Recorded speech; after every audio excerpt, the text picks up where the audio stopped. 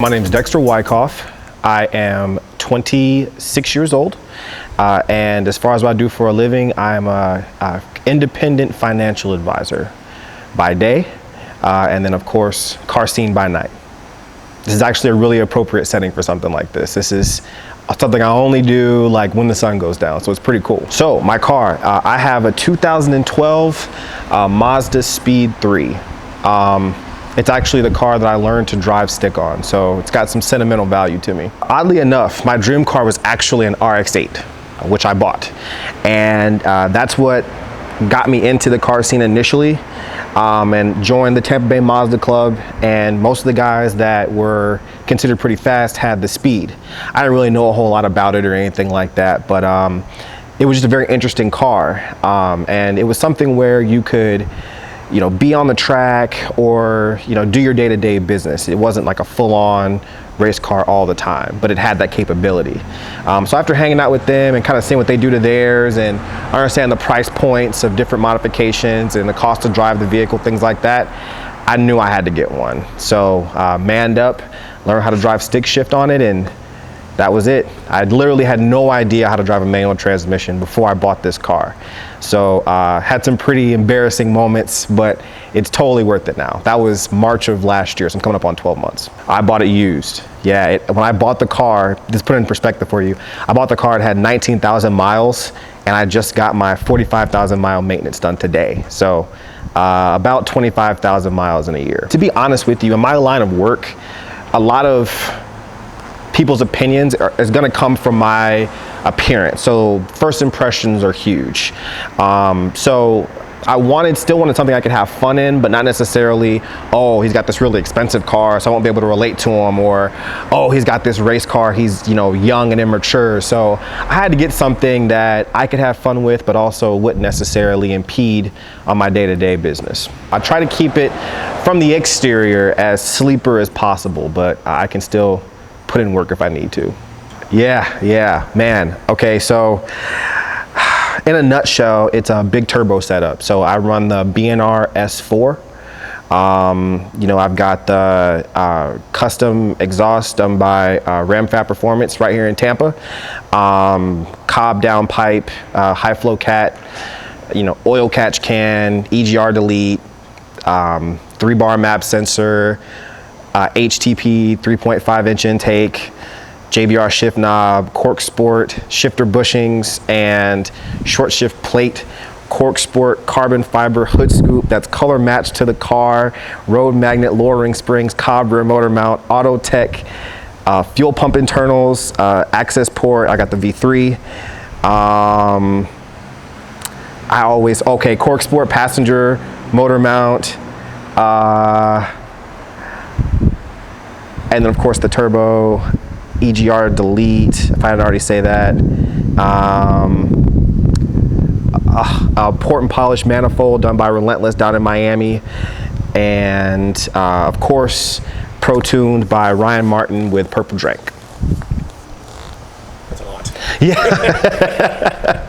I basically started modifying the car as soon as I bought it. Being around guys like Tony Sarvis and Jonathan Sturch and all those guys that are really into modifying this car really helped me kind of have a path as to when and where and how I was going to buy things. So I kind of knew what I was doing getting into it for the most part, but there were still some learning curves and things like that. Tony has been essential in this whole process. On my YouTube page, you can see in my turbo swap crazy thing that we did, I mean, he basically led that whole project, and he's done a lot up to this point to help me make the car.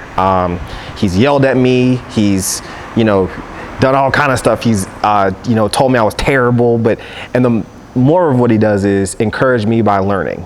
So instead of me just saying, hey, can you throw this on for me? Well, why don't you, bring a change of clothes when you get off of work, and I'll show you how to do it. But for some of the more advanced stuff, he does just kind of take over. But he's been huge. Him and Jonathan, they've been a really good, reliable source of information as well as assistance with installing things. So big shout outs to them and Team Extreme Motorsports Tampa. Who are the Horsemen? The Horsemen. It was an idea that I had because a lot of car clubs in Tampa are essentially the same. So you'll have your Friday night shenanigans, you'll have your track days, but I want to do something different by adding that spin of having something that is based on community service as well. So we do have our, I don't want to say secrets, but it actually is very significant as to why we picked the horsemen. It's supposed to be like knights, and knights are as loyal to each other and loyal to the community or village or whatever around them. So that was where we got the name from. The horse just represents power. It's kind of a play on words like horsepower. The knight represents loyalty, and his sword is that whole power as far as what we mean to each other and how we affect the community. So that is what the horsemen, that's who we are, and that's what we do. We partner with hashtag Lunchbag Tampa Bay, and basically we get together once a month and we bag anywhere between 100 to 300 lunches depending on how much help we have. And the horsemen just lead the distribution. So we'll hop in our cars. Another reason why the hatchback is helpful. Load the lunches in there and literally drive around downtown, over there by Stetson and things like that, and distribute all the lunches. So it's actually pretty cool. So you look for like homeless people? Exactly. Exactly, yeah. And if for some reason, if there's bad weather and they're just not out, we'll take the leftovers to like Metropolitan Ministries or somewhere like that where they have an outreach program where they're sheltering homeless people and give them the lunches. So like I said, we do it once a month, and we all really enjoy it. And like I said before, I think that's what's going to not only keep people interested, but keep us together and loyal to one another, because we have that third layer of a relationship between each other. We have all been in car clubs where they just got huge quick. And don't get me wrong, building a car club is not easy, because you have people that join thinking it's one thing and then they realize how much work it is and they don't want to really participate. And then you have more people that are more about the community service than the actual, car scene itself. So it's really finding that, those going through those trials and errors, not getting discouraged when people don't show up and things like that, and really working on it until you find that right mix of people. And I mean, the Horsemen, the club itself is not even a year old yet. And I think right now we actually capped our membership. We've got about 15 people now, not including spouses and significant others. And until we can work out the kinks, we just capped it. So once we've worked out some of those kinks and things like that, we might do some sort of outreach, like, hey, if anybody's interested, we're opening up membership. But as for right now, we want to work on what we have now and developing that before we bring more people into it. Pretty involved. What I will say is that part of my life is my release, okay? There's so many things that I do on my job that are heavily regulated. I can't say this, or I have to watch what I say that, or I can't recommend this, and so on and so forth. So each day I have this box that I have to put myself in, and it's a very strict and restrictive box. So, and then a lot of it is I'm only successful if people act. So I could put up all this effort, but if they don't see value in it, then nothing happens. Whereas with the car scene, my efforts have a direct result. So the more and more I worked at learning how to drive the car, I got better. And the more I modified, I get better and I learn more. So to me, I look at it as the more I'm out and about and meeting new people and learning, the better I'm becoming at what I love to do, which is the car scene. So I try and get out as much as possible. Even if it requires me to, only get 2 or 3 hours of sleep, it's totally worth it to me. And of course, there's always that whole gig about, how do you have a family? So I do have a 5-year-old this year, and I've got a wife. So it's like, well, how do you do all this? How do you do your job every day and then have time for the car scene, have time for family? Well, it's an extraordinary life. You have to give up some things that you may feel or not feel like doing, and have a super understanding spouse. And I mean, I really lucked out. I mean, my wife's name is Letty. I mean, it's crazy.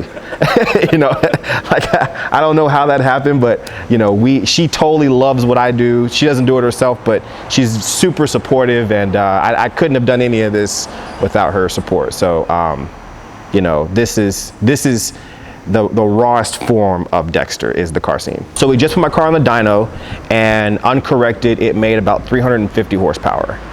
366 pound-feet of torque, which is pretty good because I'm not on E85 or anything. So to give you the best accurate, I think it was about 355 or 345, something like that. So it makes good power. Quarter mile, I don't know. We're gonna find out very soon next time I make it to the track. I haven't put on the track with the new setup. But if I had to make an educated guess, I'd say somewhere in the 12s, low 12s. And it's my daily. You know, again, I'm not running E85. I haven't built the motor or anything. I mean, this is just basically bolt-ons and a tune. So and I keep up super high on the maintenance and everything like that, and super competitive. I'll put it that way. I used to have traction, not so much anymore. I normally, if I'm getting on it, I don't really get traction until about third gear. And that's if I'm getting on it, especially from a dig. So that's gonna be my biggest challenge on the track as compared to like from a roll or dig or, you know, something like that. So it's one of those things where you have to really just know the car. It's not enough to just throw stuff on it, put on the dyno, I've got 350 horsepower, I'm fast. No, there's a respect that you have to give the car, you know? And that's what I'm learning right now, because this car stock, it was a totally different vehicle. Super easy to drive, very friendly, clutch is a little weird, but for the most part, a very, very friendly car. And now it'll bite you. So I'm still getting to learn it from the standpoint of, you know, what are the best shift points and things like that. But I mean, at the end of the day, it's a fun car to drive. I would recommend it for anybody, no matter what your skill or desire of going fast or, you know, having a daily, it can really do whatever you want it to do. Honestly, the only thing left would be to build the motor. And then things get real crazy. Because once you build the motor, you don't have to worry about it blowing up as much, because you can put as much power as it can handle. And I mean, there's people with speeds like Tony, for instance. I think we dynoed his on a Mustang dyno. It was like 549, and he ran a 10.8. So that would really only be the next thing for me. I've got the big turbo. I've got everything as far as reliability is concerned leading up to that. And now it would just be to build it. And but if I do that, I'm gonna want another daily, because at that point it's full-on race car. So I'm hoping that I'll keep the car for some time. I don't have any real desire to trade it in or anything like that. But for now, it would be to keep it the way it is. Eventually, maybe the next 3 years or so, when my practice hopefully really takes off, I'll get a daily and build this one. First of all, thanks for having me out. This is really cool. It's an awesome idea. Big shout out to the Horseman Bay Originals. Love you guys.